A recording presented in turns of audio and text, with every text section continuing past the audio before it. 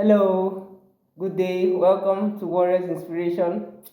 My name is Dr. Hayford Onzurike, and today we're talking about how to manage our emotions and how to react when we hear that one of our warriors, friends, or just acquaintance has died from sickle cell disease.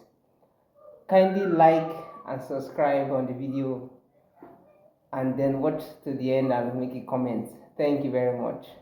Welcome to Warriors Inspiration, the number one channel for sickle cell motivation.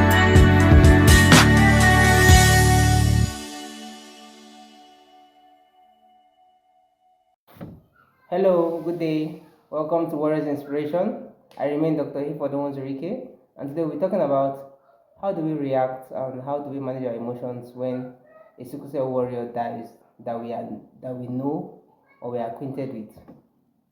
So first, I've had my own share of losses.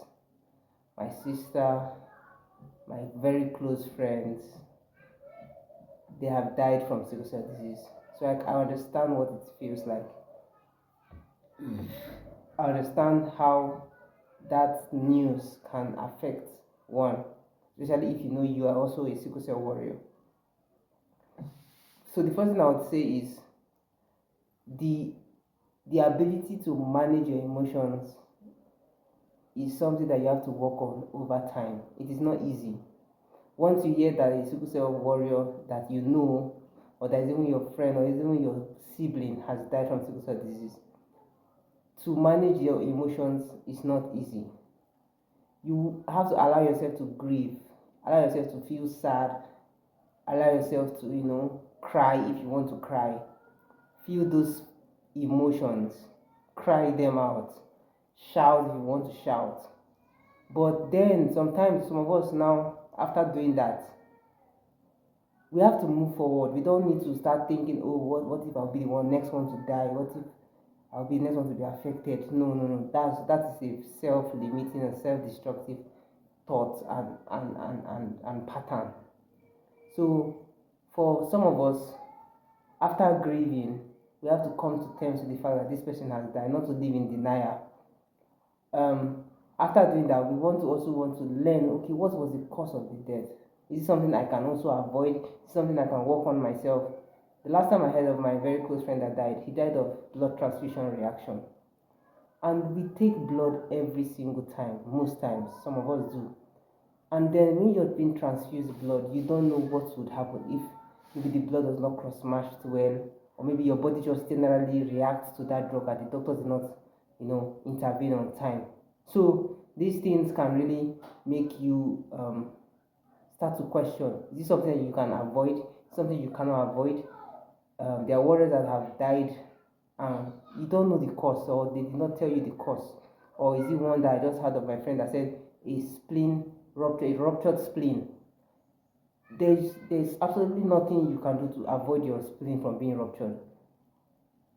So sometimes it is something that you can manage and say, okay, if it's drug addiction that led to the death, can I stop being dependent on drugs?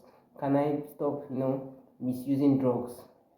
So those things can now make you to become more aware about your own health condition. So you have to now go take more research, know more about your health condition, know more about how you can, live better, take care of yourself better.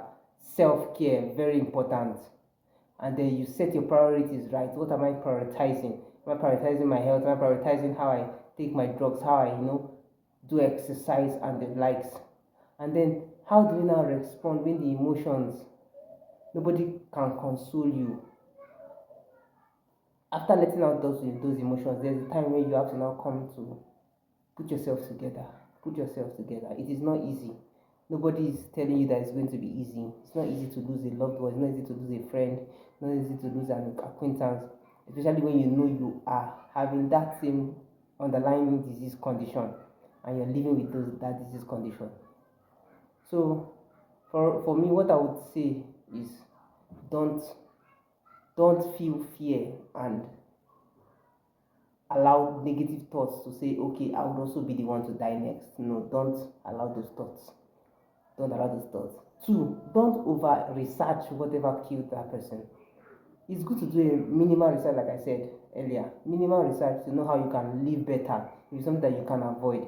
But after doing that, don't over dig in to now become obsessed with digging in, and then you now allow fear to creep in. Then three, return to God. God is the only one that can comfort you. God is the only one that can. I can remember when my sister died from sickle cell disease. I cried a lot. I cried a lot. But I think God has been the major factor that has kept me. So just return to God and He will comfort you. Then you can also go to family and friends. Have a support group. Go to your support group. You guys can, come together, and the support you get from those friends and family and that support group can help you move past that event. Thank you for staying tuned to today's episode. Kindly like and subscribe. See you in our next video.